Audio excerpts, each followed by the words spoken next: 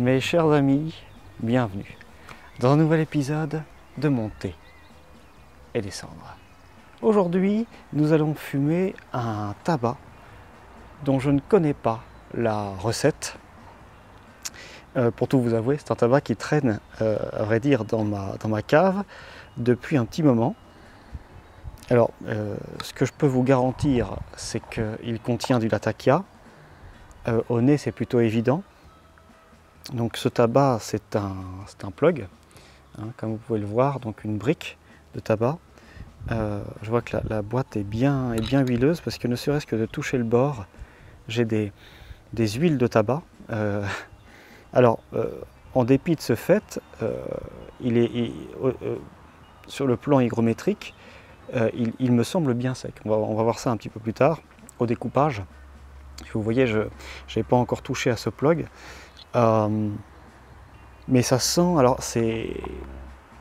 il est vieux, ça fait un moment que je l'ai, que je n'ose pas le fumer parce que je n'en connais pas l'origine et le temps ne va pas me donner plus de réponses. Donc c'est vraiment, c'est une dégustation mystère que je vous propose aujourd'hui. Donc évidemment, avec le latakia, on a une odeur de feu de bois, mais c'est très... Alors, on peut sentir également quelque chose d'étuvé et fondu. C'est-à-dire que j'imagine que ce tabac jaune devait avoir des saveurs un petit peu acides. Alors, pas sur la tomate. Ah, on a quelque chose de très... Le fumet est caramélisé, il est très sucré, hein. Très sucré, et il y a énormément de boisé derrière, hein. Ce qui paraît surprenant parce qu'on aurait tendance davantage à associer le miel au boisé, mais là c'est bien du caramel qu'on a.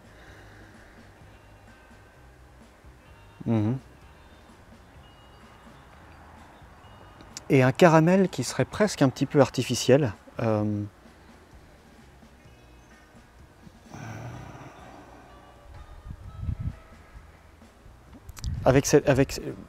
Justement parce qu'on a cet étuvage, ce fondu que les années lui a apporté. Très intéressant.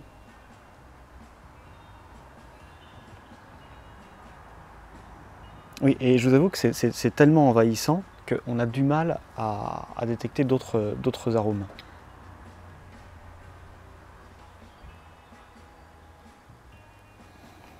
Il y a peut-être un fond de vanille, alors j'essaye justement de faire en sorte que mon nez s'habitue à l'odeur, encaisse les arômes dominants pour laisser place au reste. Là, ne serait-ce que en prenant une inspiration par la bouche, j'arrive presque à sentir, c'est puissant, c'est puissant. Donc beaucoup de boisé, du caramel, du fumet de feu de bois,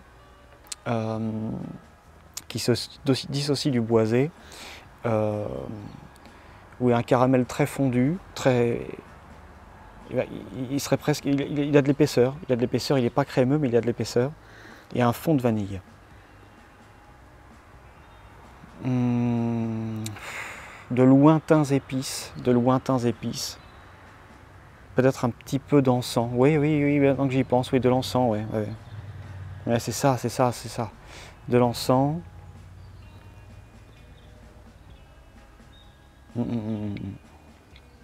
Bon, une petite gourmandise finalement, semble-t-il. Alors,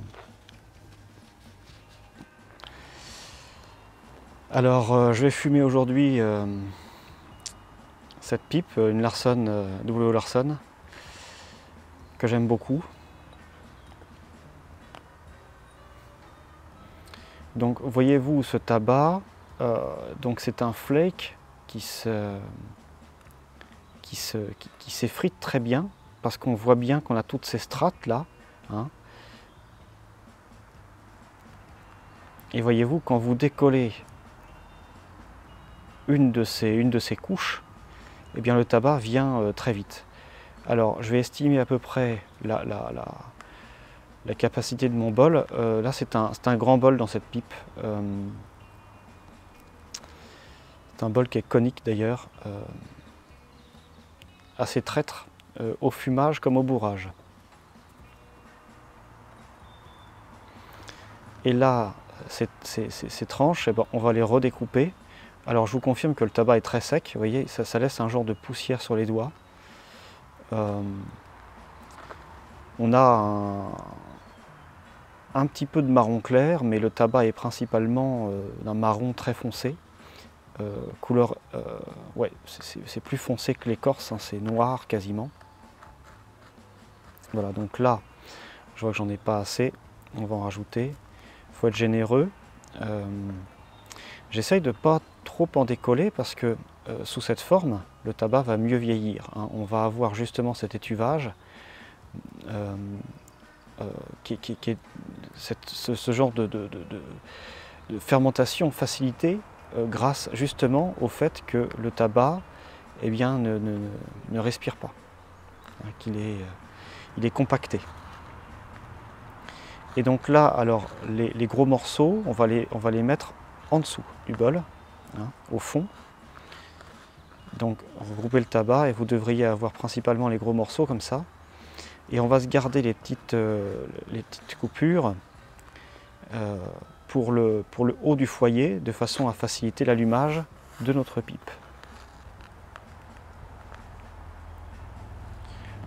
Voilà. Un cheveu qui traîne. On se demande pourquoi.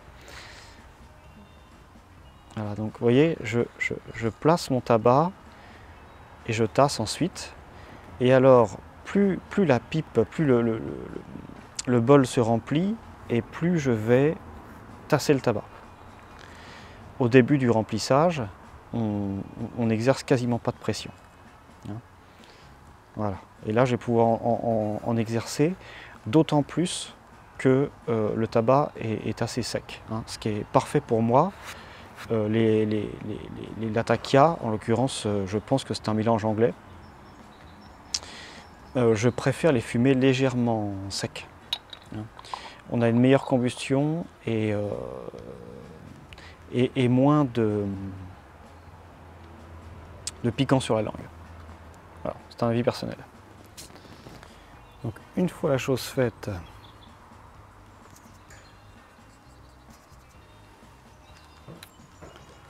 nous allons pouvoir allumer. Je vais le faire devant vos yeux.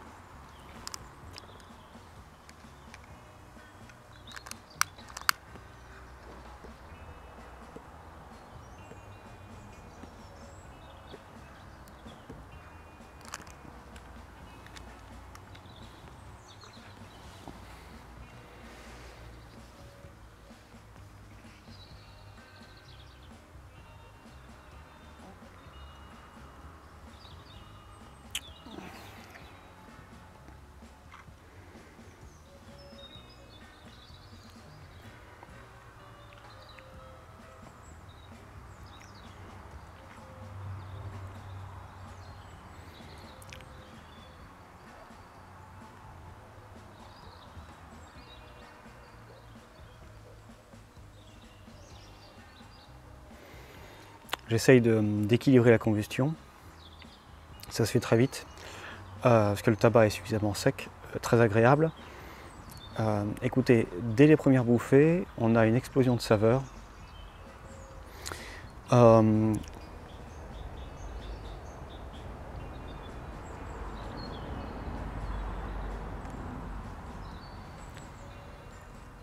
Dans ce fumet de feu de bois, on peut sentir un petit peu un genre d'amertume cendreuse. Une amertume, écoutez, si vous léchez une bûche de bois qui a été en combustion, ou si vous léchez du charbon par exemple, vous allez avoir ce genre un peu de sensation râpeuse sur la langue.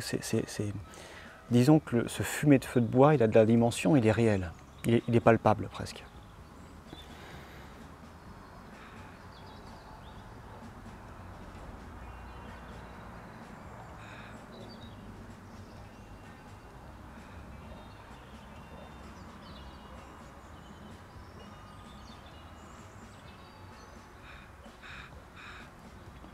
je veille à ce que ma pipe ne s'éteigne pas. Il est palpable et en même temps, ce qui le rend surréaliste, c'est toute cette dimension sucrée qui va l'enrober. Extraordinaire. Un sucré, comme au nez finalement, hein, caramélisé. C'est très envahissant, les arômes sont longs en bouche. Et durant toute cette longueur en bouche, ça va être très linéaire, hein. On va toujours avoir cet arrière-goût un petit peu, oui, barbecue caramélisé en quelque sorte. La pipe, il faut que je tasse un petit peu ma braise, voyez-vous. On va tasser le lit de braise qu'il y a au-dessus du foyer. Alors,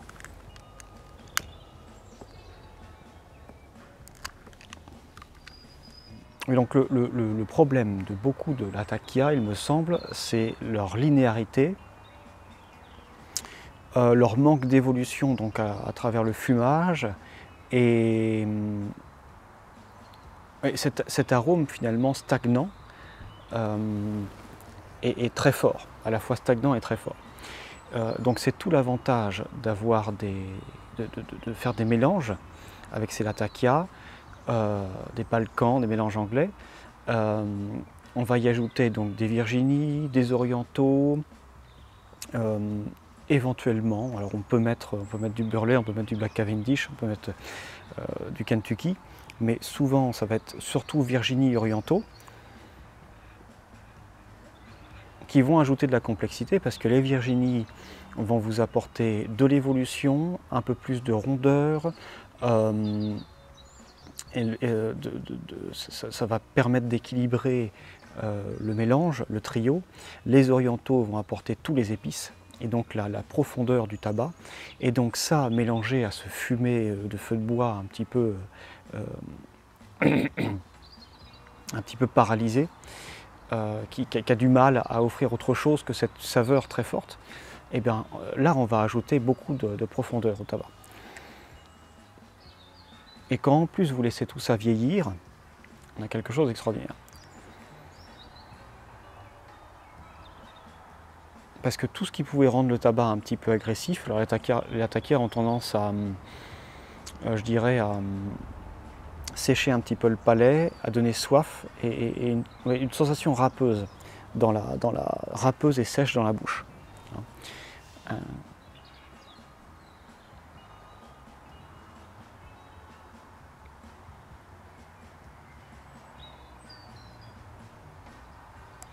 Donc ce tabac, j'ai aucune information à vous offrir, j'ai même pas de date de mise en cave, mais je sais que ça fait plusieurs années que je l'ai, hein. Ça fait peut-être 4-5 ans, peut-être plus encore.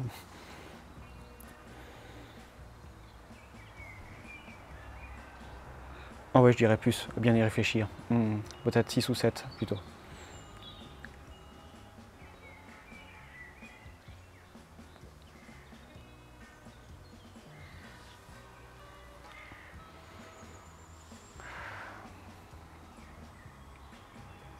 En dehors de ça, en termes de saveur, j'ai peur de vite manquer de choses à dire.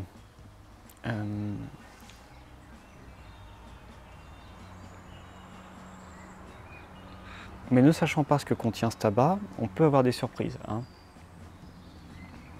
On peut avoir une belle évolution. S'il y a des Virginie de bonne qualité qui ont été mis dedans. Alors en l'occurrence, ma mission va être de détecter, d'essayer de détecter la présence d'autres feuilles dans ce mélange, autres que le latakia, ce qui va être compliqué parce que, comme je vous le disais, c'est un tabac qui est très dominant. J'aurais tendance dans les mélanges à le mettre en quantité minime pour justement laisser place aux autres tabacs, sinon il mange tout, il dévore tout.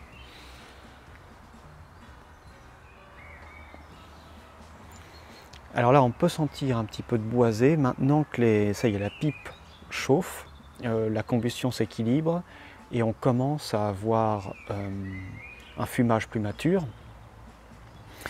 Je peux sentir, donc en plus des saveurs que je vous ai déjà décrites, un boisé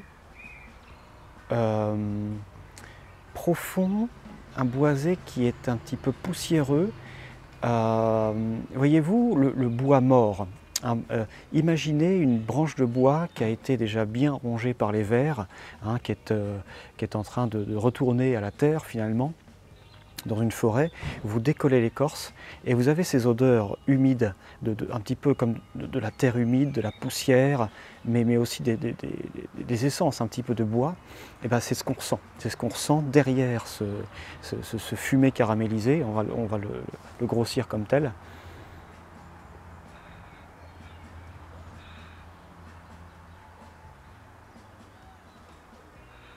Et donc là, on a un début de profondeur, parce que déjà, ce n'est plus unidimensionnel, hein. On va ajouter un petit peu d'intérêt au tabac. En le fumant, on peut, en se concentrant, eh bien, aller à la découverte, finalement voyager en quelque sorte. Et s'imaginer là dans une forêt, à même le sol.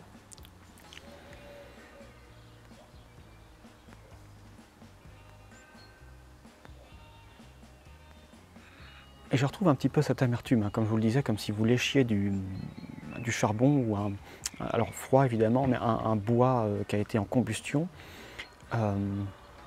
C'est cette saveur, alors c'est léger, hein, ça reste très agréable, en tout cas à mon goût, mais ça serait presque un peu amer. Ouais.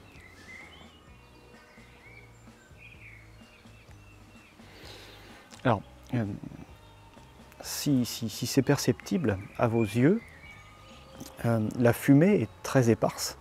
Hein, en dépit du fait que je tire assez régulièrement sur la pipe, on a une fumée qui n'est pas épaisse, qui n'est pas condensée, qui n'est pas chaude non plus, elle est totalement froide. Et ça, c'est parce que le plug va permettre une circulation de l'air très intéressante. Et donc là, on aurait presque trop d'aération, donc je vais retasser un tout petit peu mon tapis de cendre là, de façon à avoir un peu plus de volume de fumée.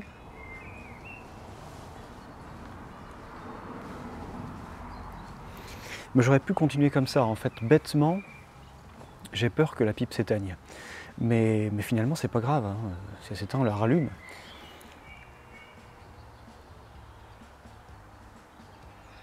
On a l'impression qu'elle va s'éteindre parce qu'on a cette fumée très froide, très légère. Et pourtant, elle est remplie d'arômes. Assez peu d'évolution à noter alors qu'on est environ au milieu du premier tiers.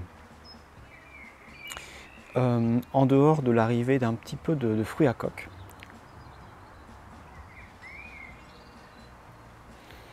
Donc qui vont ajouter à la profondeur du boisé. Donc c'est un élément en plus dans cet univers. L'ensemble est cohérent.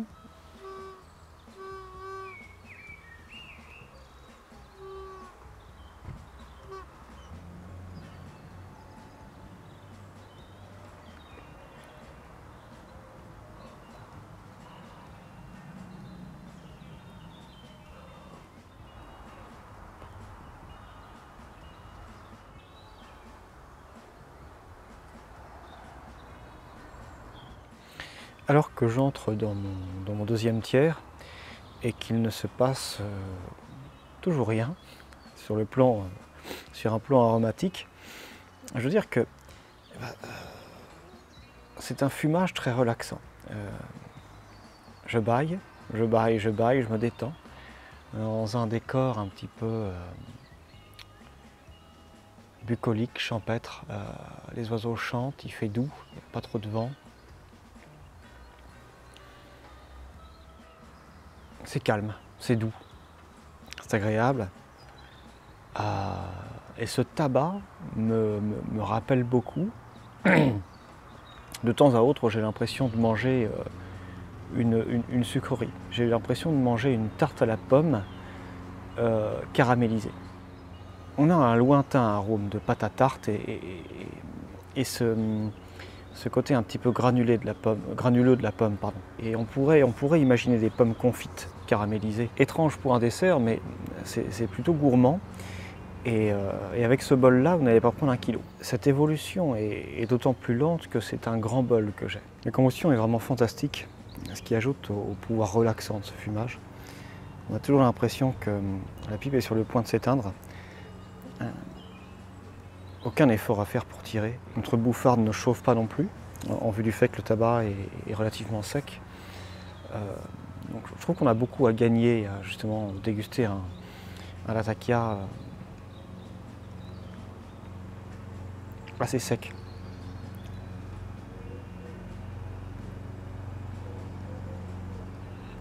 Il faut le conserver bien évidemment à un taux d'humidité normal, hein. C'est-à-dire, comme je vous le disais, avec les tabacs à pipe, on évalue ça au toucher. Lorsque le tabac laisse un petit peu de sensation d'humidité sur les doigts, c'est qu'il est trop humide. Il faut un petit peu plus sec que ça, sans que il faut pouvoir plier un petit peu le tabac sans qu'il casse, hein. Et en le touchant, ne pas avoir trop de sensations humides sur les doigts. Et là, vous savez que vous êtes au bon taux d'hygrométrie pour la conservation.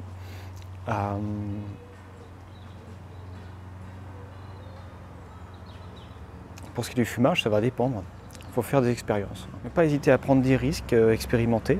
En dépit de son âge et de son bon vieillissement, le tabac commence à me piquer la langue, ce qui n'est pas une sensation trop désagréable, mais je n'irai pas jusqu'à dire que c'est agréable. En vue de sa linéarité, on est à la limite de se lasser de ce goût permanent de caramel fumé, en quelque sorte. J'en suis pas encore là,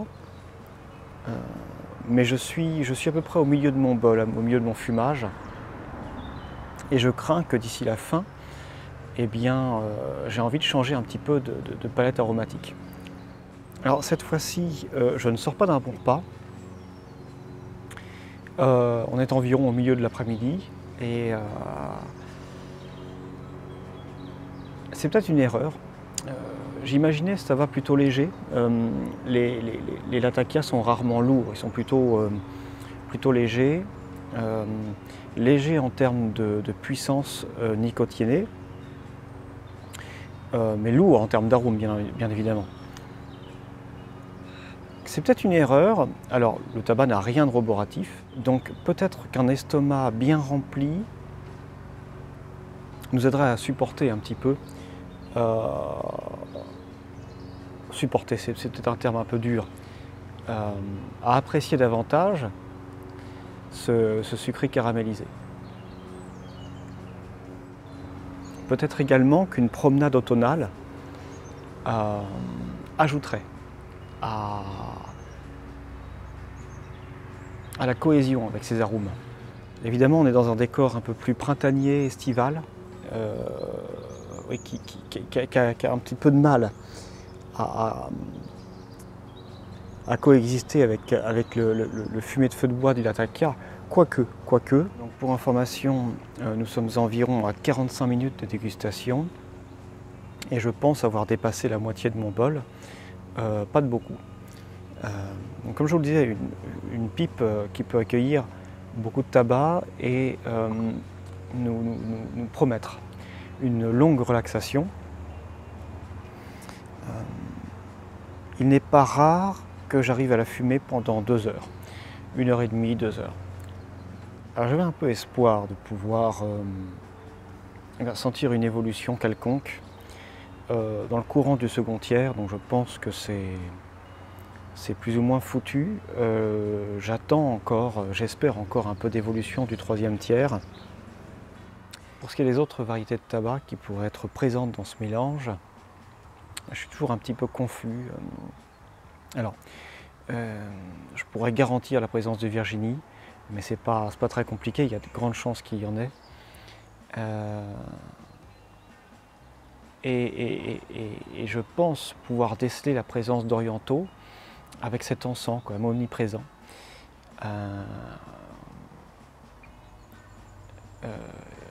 je trouve, mais c'est un point de vue personnel, que le tabac est déséquilibré. Il y a beaucoup trop de latakia.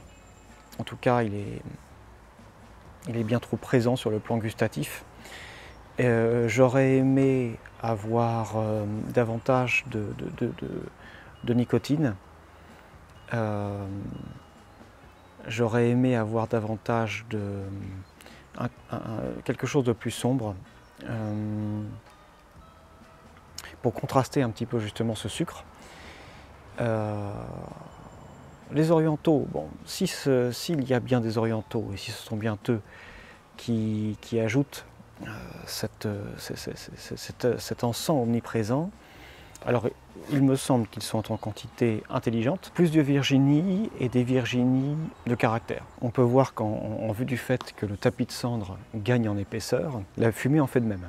Ceci étant, on peut appuyer le fait que les feuilles présentes dans ce mélange semblent être de bonne qualité, je dirais même de très bonne qualité, puisque le sucré reste, on n'a pas de vulgarité, en dehors de ce léger piquant dont je parlais sur la langue, mais qui a tendance à pas s'estomper, mais il n'a jamais dépassé la limite du désagréable, enfin la limite de l'agréable plutôt. Oui, et on a toujours une certaine profondeur. Les arômes sont intéressants. Est-ce qu'ils sont assez intéressants pour perdurer durant tout un fumage, d'une heure et demie, 2 heures? Je ne pense pas. Peut-être aurait-il fallu choisir une plus petite pipe pour ce mélange en particulier. Ou expérimenter un mélange maison où on ajouterait un petit peu de quelque chose d'un peu plus sombre. Moi je dirais un tabac plus sombre et plus roboratif, avec du corps, voyez-vous. Pourquoi pas de la profondeur, parce que si on peut grignoter un petit peu ces arômes-là, en concordance avec autre chose, ça peut être intéressant. Alors que je commence à bien grignoter mon troisième tiers, toujours aucune vulgarité, ce qui soutient la théorie selon laquelle ces feuilles sont de qualité.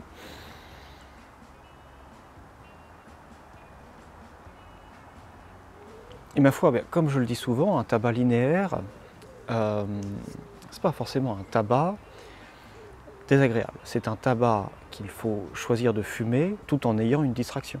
Voilà. Et contre toute attente, jusqu'à vos dernières bouffées, notre produit reste très linéaire, sans surprise. Ou du moins, c'est une surprise, parce qu'il y a quand même assez peu de tabac qui n'ont pas une légère vulgarisation des saveurs à la fin, ou un petit goût de cendre, des arômes qui s'estompent, qui ont tendance à chuter. On va vraiment garder toute cette complexité, toute cette richesse aromatique jusqu'au bout. Et sans, j'ai presque envie de dire sans excès de nicotine, je veux dire, c'est pas roboratif du tout.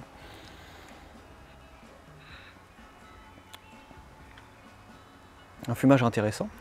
Donc écoutez, je vous remercie de m'avoir accompagné pour cette merveilleuse dégustation.